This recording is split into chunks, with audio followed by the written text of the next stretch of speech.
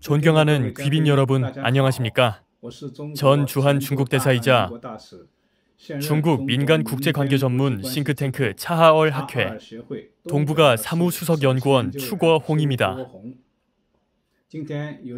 뉴스핌 2022년 중국 포럼에서 강연하게 돼 영광으로 생각하며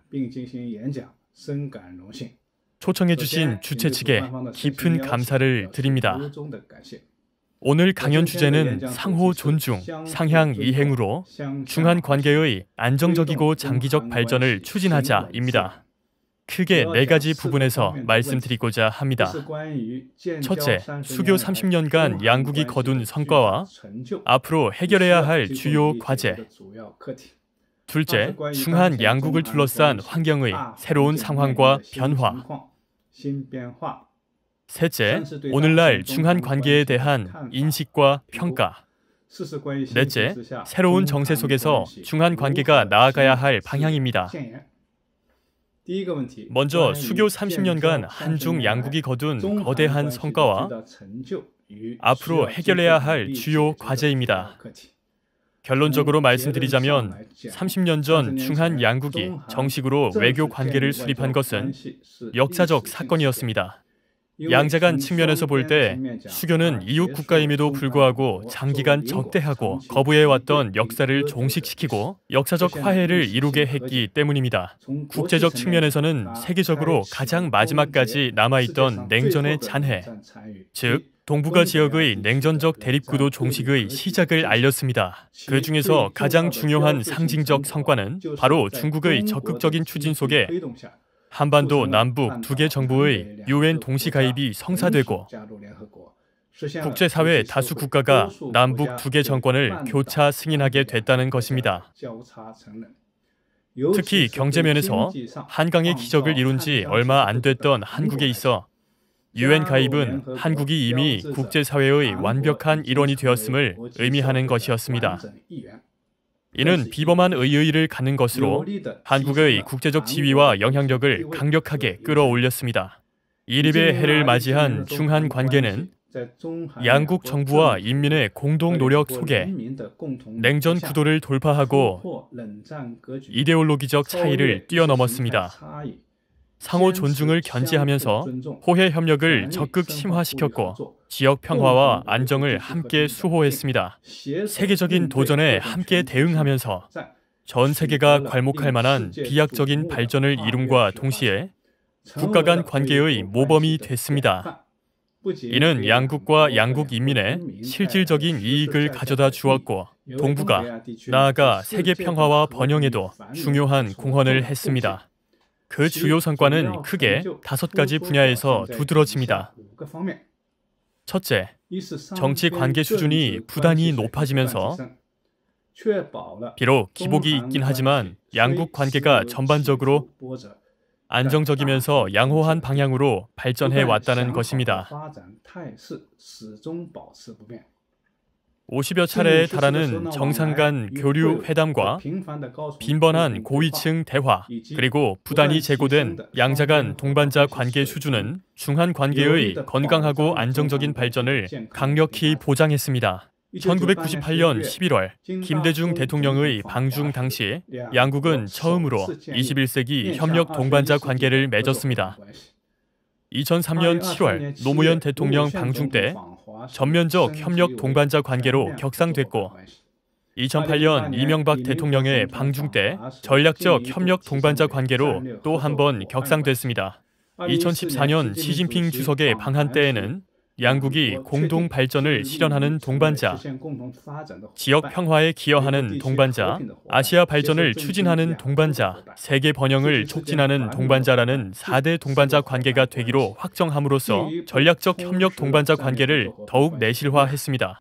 이는 중한 관계의 중요성을 상징하는 것으로 이때부터 양국뿐만 아니라 국제 및 지역 평화 발전에 기여하는 중요한 양자 관계가 됐습니다.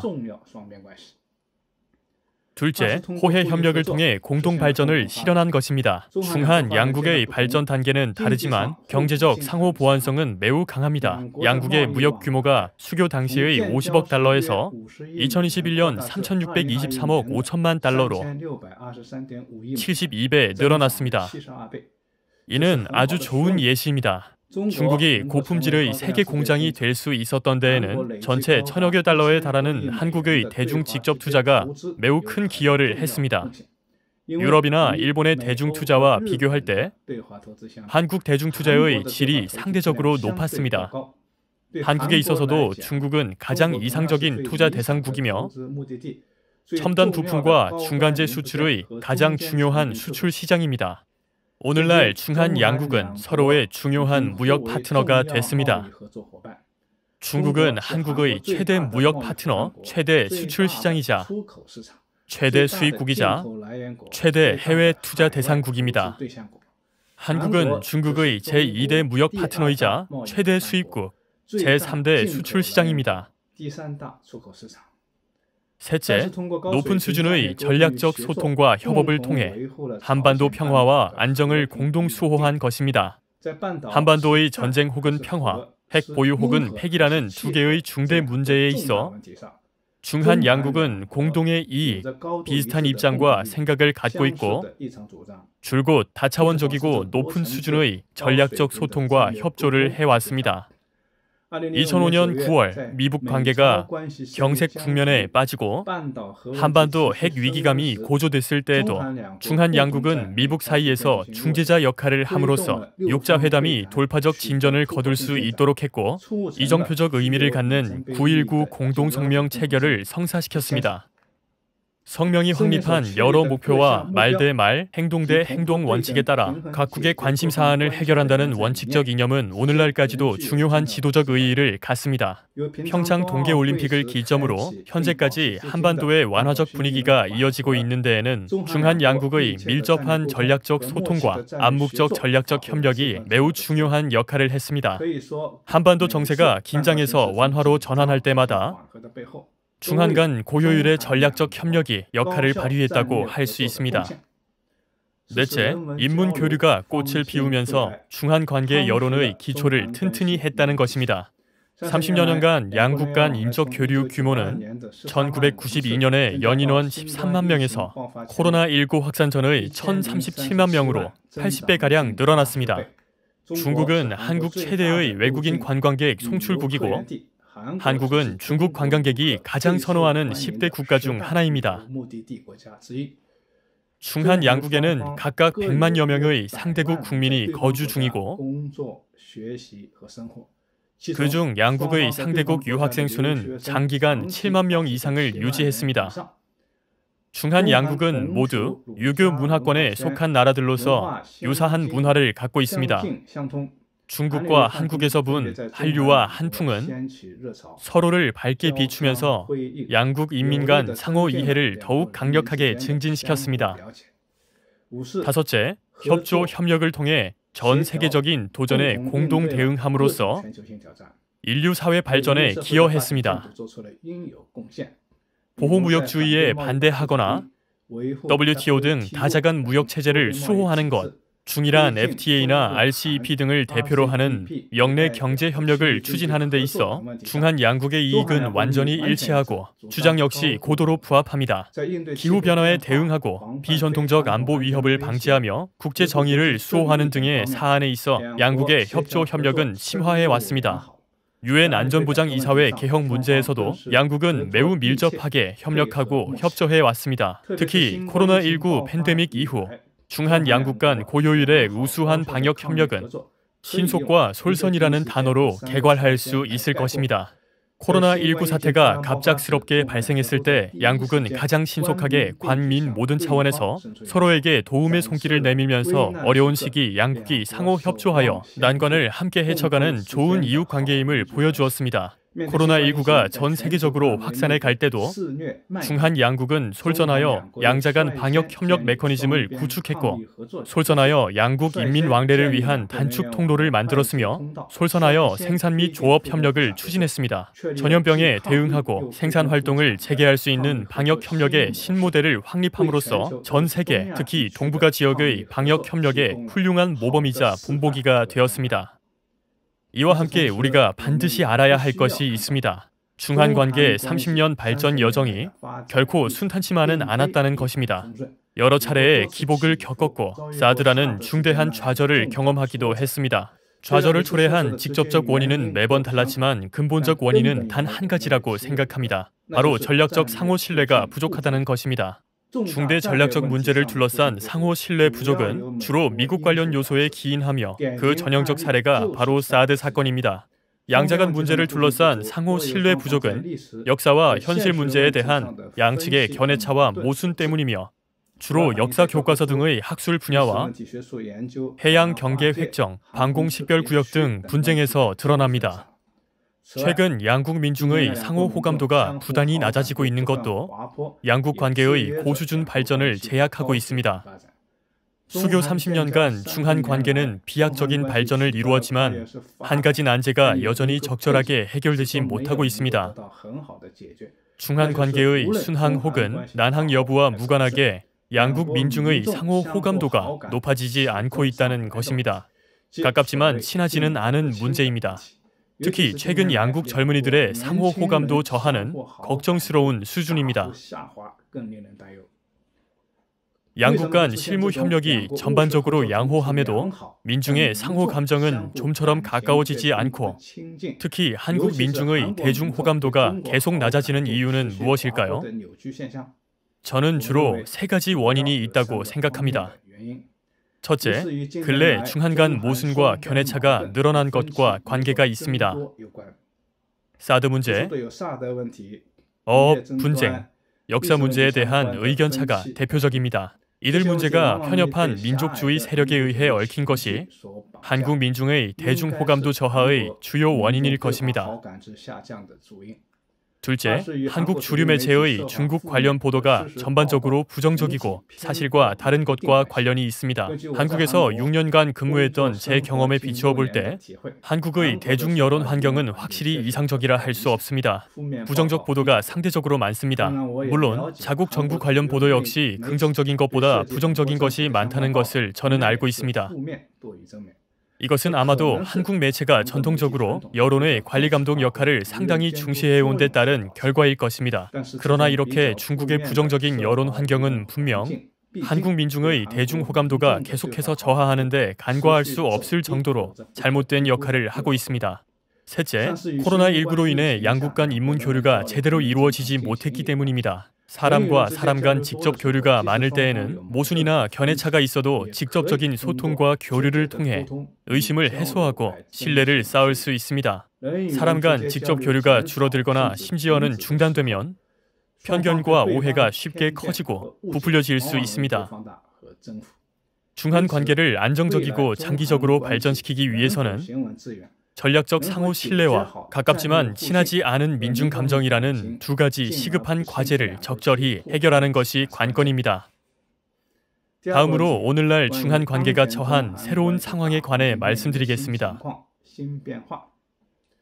중한 관계는 기념할 만한 수교 30주년을 맞이했습니다. 그러나 중한 관계 발전을 둘러싼 환경에 새로운 상황, 새로운 변화가 나타났습니다. 반드시 대응해야 할 다수의 엄중한 도전도 있고 반드시 붙잡아야 할 중요한 발전의 기회도 있습니다. 오늘날의 중한 관계는 과거를 계승해 미래를 창조하기 위한 중요한 시기에 놓여 있습니다. 먼저 국제 정세에 심각하면서도 거대한 변화가 일어난 가운데 양국은 어떻게 공동 대응할 것인가 하는 문제를 안고 있습니다. 첫째, 지금까지 계속되고 있는 러시아와 우크라이나 간 충돌은 결말의 내용과 관계없이 2차 세계대전 이후 형성된 냉전이라는 시련을 겪은 기존의 국제 질서에 충격을 주고 있습니다. 러시아와 우크라 간 충돌을 어떻게 바라볼 것인가에 있어 중한 양측의 입장이 완전히 같지는 않지만 세계 평화와 번영 수호라는 점에 있어서는 중국과 한국이 공동의 이익을 가지고 있고 마땅한 전략적 소통을 유지하고 있습니다.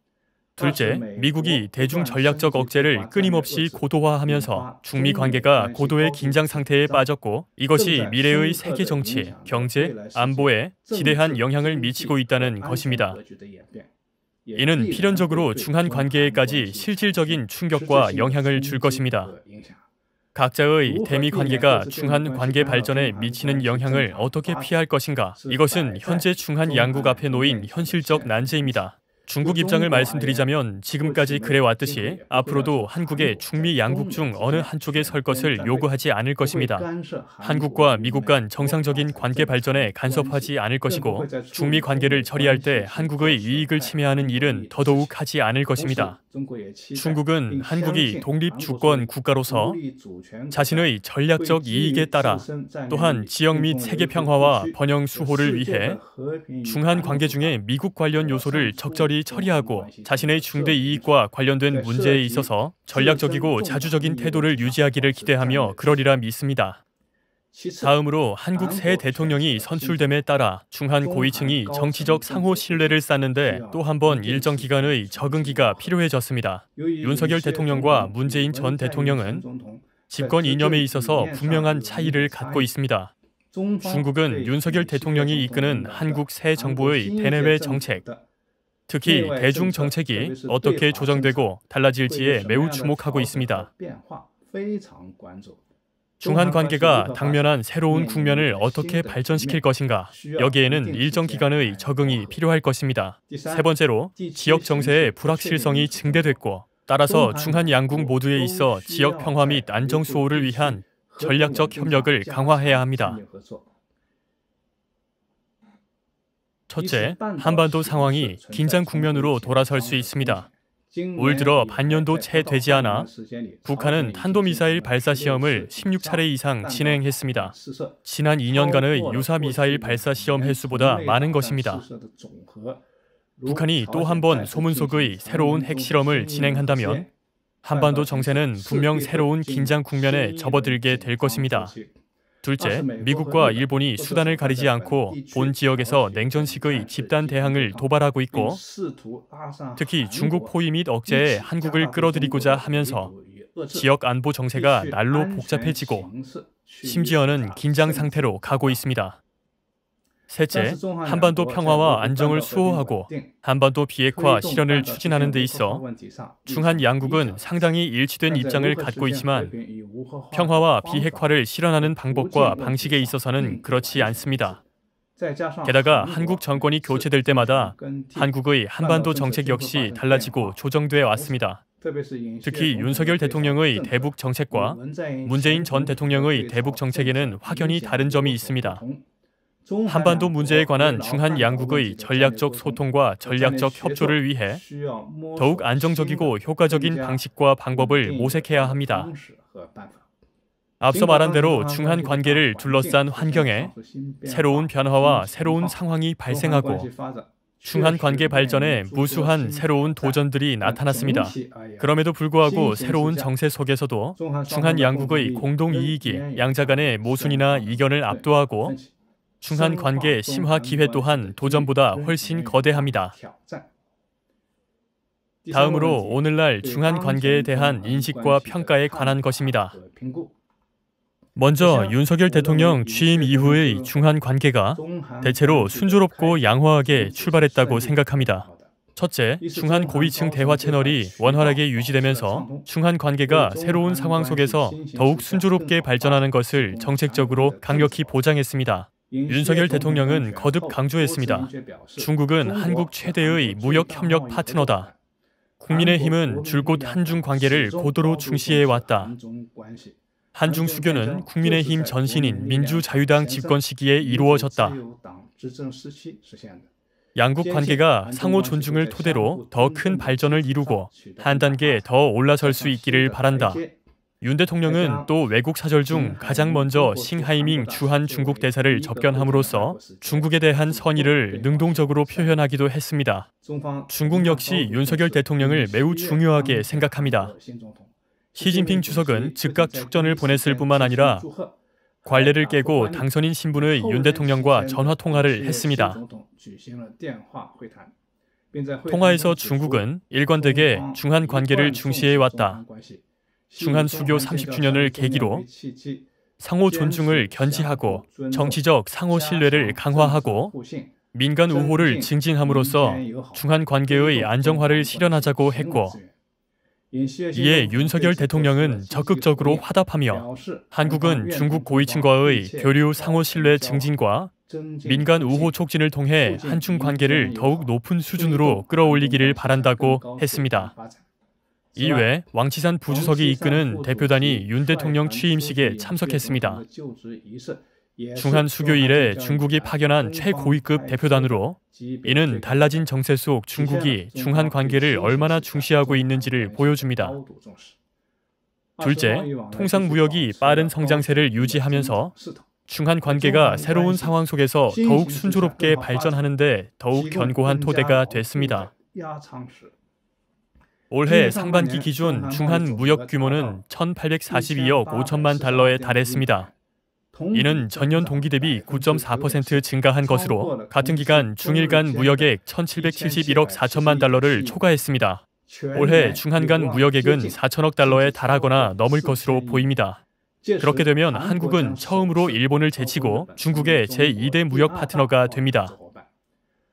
중한 관계가 대체로 양호한 시작을 알린 것은 맞지만 중한 관계의 안정적 발전에 영향을 줄 간섭 요인들도 여전히 상당합니다.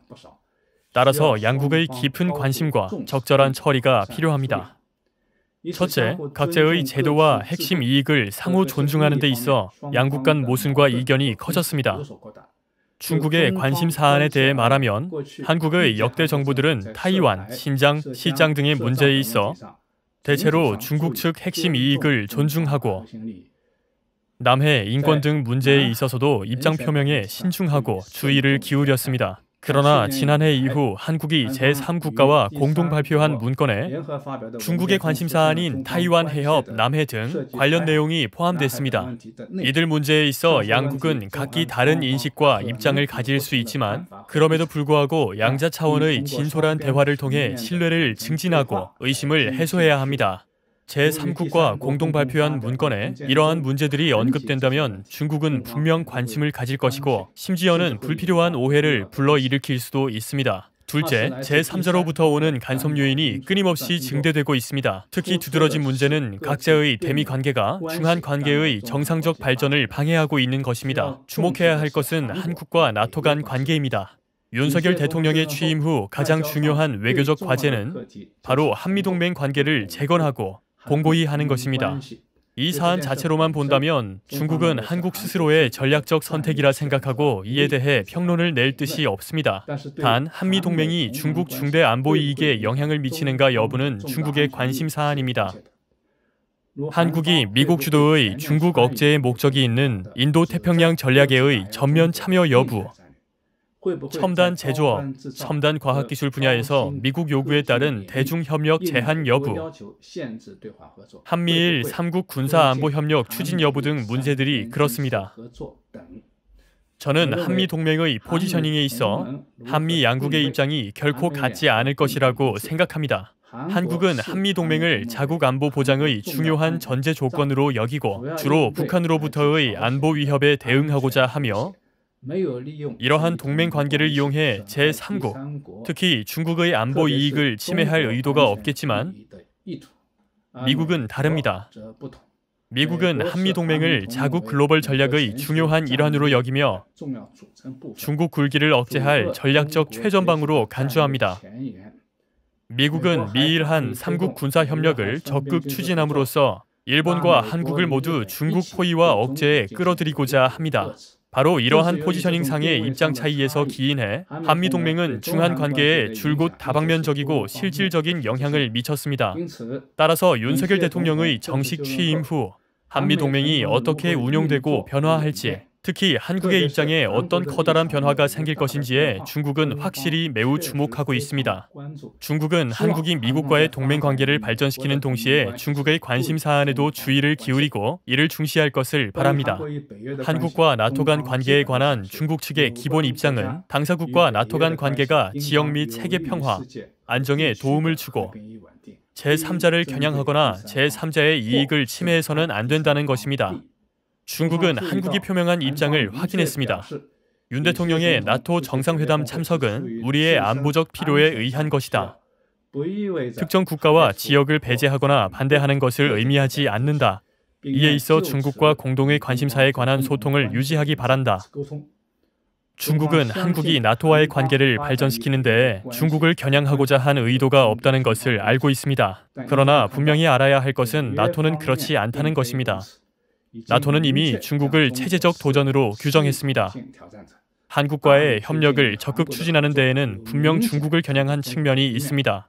한국이 중국의 관심 사안을 충분히 이해하고 신중하게 행동하기를 바랍니다. 셋째, 한국에서 경제 탈중국론이 확산하고 있는 점이 우려스럽습니다. 최근 한국 정부 관계자가 다음과 같은 공개 발언을 했습니다. 대중 수출을 통해 한국 경제가 번영을 이루던 시대는 끝나가고 있다. 유럽과의 협력 강화를 통해 한국 경제를 발전시켜야 한다. 이는 중한 양국 각계, 특히 여론에 지대한 관심을 불러일으켰습니다. 저는 이 같은 발언에 한국 여론 다수가 반대와 걱정을 나타냈음을 보았습니다. 한국 정부의 관련 부처 책임자는 중국과의 경협을 중요하게 생각한다고 거듭 밝히기도 했습니다. 개인적으로는 관련 발언이 한국이 유럽과의 경제 협력 관계를 중요하게 여기고 있음을 강조하고자 한 것임은 잘 알지만 이것이 중한 관계에 일정 수준 부정적 영향을 준 것 역시 사실입니다. 나아가 저는 한국이 미국 주도의 칩4 가입 여부를 놓고 대내외적으로 큰 압력에 직면했음을 알고 있습니다. 한국 정부가 최근 밝힌 일련의 입장을 봤을 때 한국은 미국 주도의 칩4 가입을 이미 결정한 듯 합니다.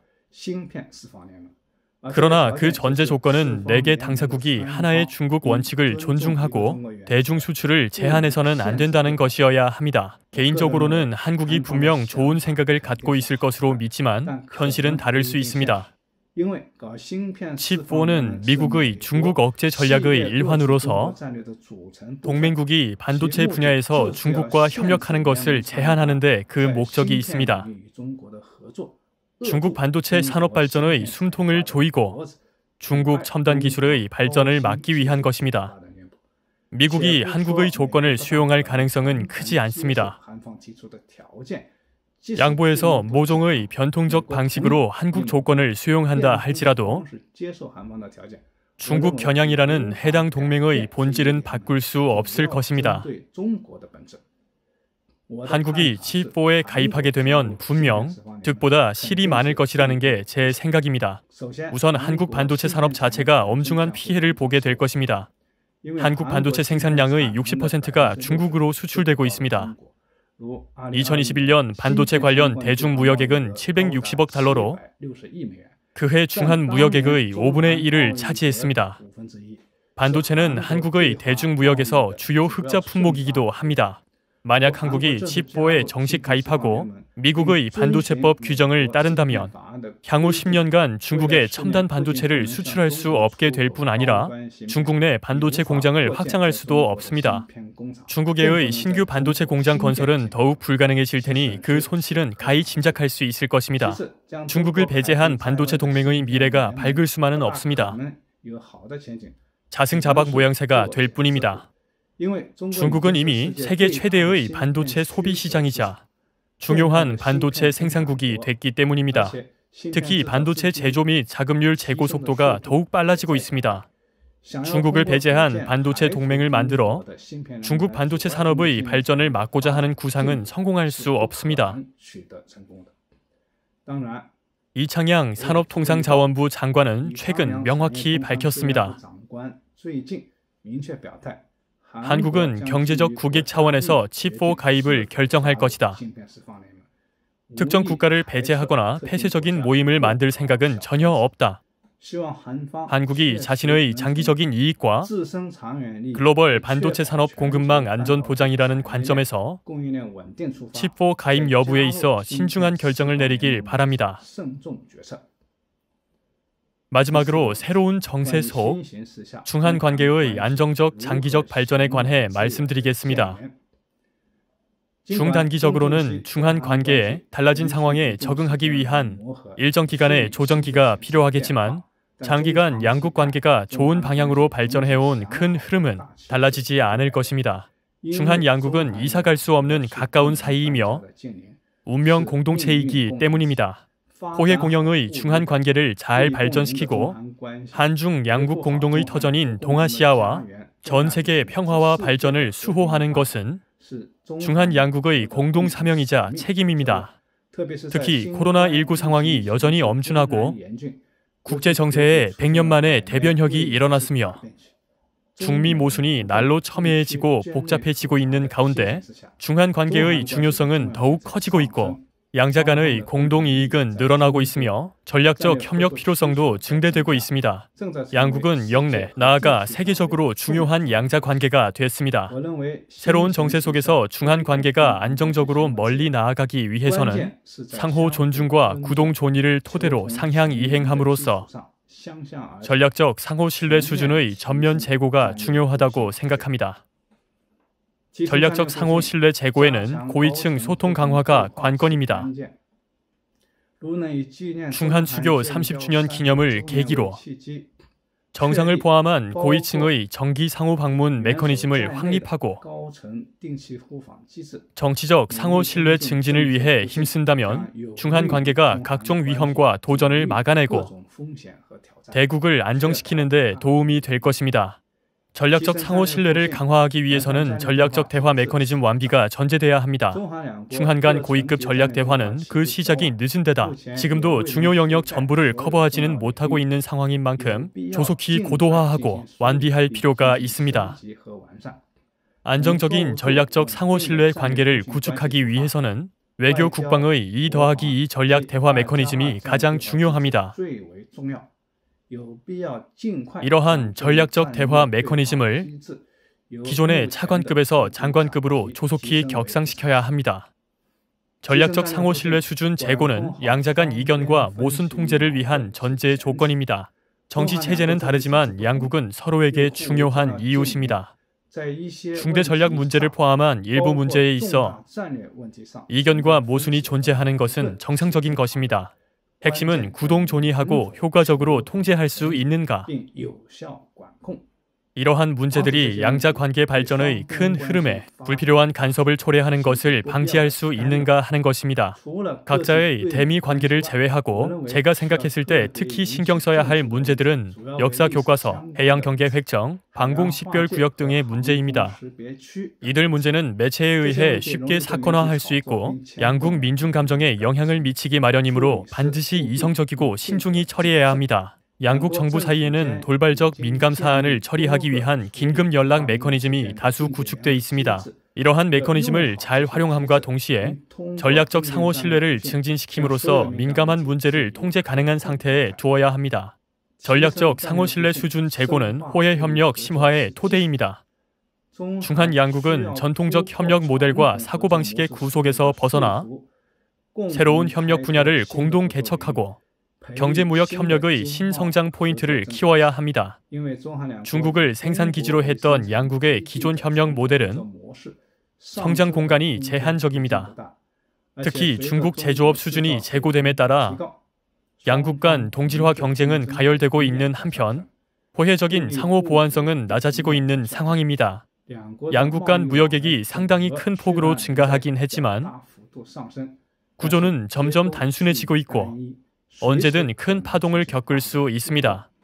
새로운 협력 분야는 어떻게 개척할 것인가는 주로 두 가지 방향에서 고민하고 추진해 볼 수 있습니다. 하나는 전염병 기간 역성장한 분야입니다. 국제 전자상거래나 빅데이터, 인공지능, 에너지 절약 및 환경 보호, 바이오 제약, 양로 및 헬스케어 등입니다. 이런 분야는 중한 양국이 각자의 우위를 가지고 있고 상호 보완성도 강합니다. 특히 미국 기술의 제약도 상대적으로 덜 받기 때문에 협력 잠재력이 매우 큽니다. 양국의 실력 있는 중대형 기업들이 관련 산업망, 공급망, 물류망 협력을 전면 강화할 수 있도록 하고 양국 간 경제 협력의 신성장 포인트를 함께 찾아야 합니다. 다른 하나는 RCEP 발효를 기점으로 양국 기업이 함께 세계로 나아가도록 하는 것입니다. 중한 더하기 하나 협력을 추진하고 동남아, 남아시아와 중앙아시아 등 지역 시장을 함께 개척할 수 있습니다. 중한 양국 기업들은 과거 제3국가에서 치열한 경쟁을 벌였고 그 결과 양측 모두 손해를 보았습니다. 향후 양국 기업들이 각자의 우위를 발휘해 양국 혹은 중앙 플러스 아세안, 남아시아, 중앙아시아에서 협력한다면 틀림없이 다수의 공동 발전을 실현할 수 있습니다. 전략적 상호 신뢰 수준 제고는 민중 감정을 개선하는 데에도 중요합니다. 가장 효과적인 방식은 양국 간의 직접적인 인적 교류를 확대하는 것입니다. 한중 인문교류 공동위원회 기능을 제대로 발휘하고 양국의 인문 분야 교류와 공공외교 협력을 더욱 촉진해야 합니다. 공공포럼, 원탁회의 청소년 상호 방문, 예술가 교류, TV 프로그램 및 영화 공동제작 교육기관 학술 교류, 싱크탱크 교류, 종합스포츠 경기 상호 지원, 우호도시 결연, 미디어 협력 등을 통해 양국 국민의 상대국에 대한 이해와 신뢰를 심화해야 합니다. 양국 청소년의 상호 호감도가 다른 연령대에 비해 낮은 점을 감안해 양국 정부는 조속히 청소년 교류 관련 장기 계획을 수립해야 합니다. 이를 통해 양국 청소년 간의 상호 이해를 증진시키고 중한 우호 사업이 계속 이어질 수 있도록 해야 합니다. 결론적으로 중국과 한국은 한국의 새 대통령 선출과 양국 수교 30주년, 곧 개막할 중국 공산당의 역사적 20차 대회를 중요한 계기로 삼아 지난 30년간의 발전 과정에서 얻은 경험과 교훈을 토대로 미래 30년 발전의 청사진을 함께 그려야 합니다.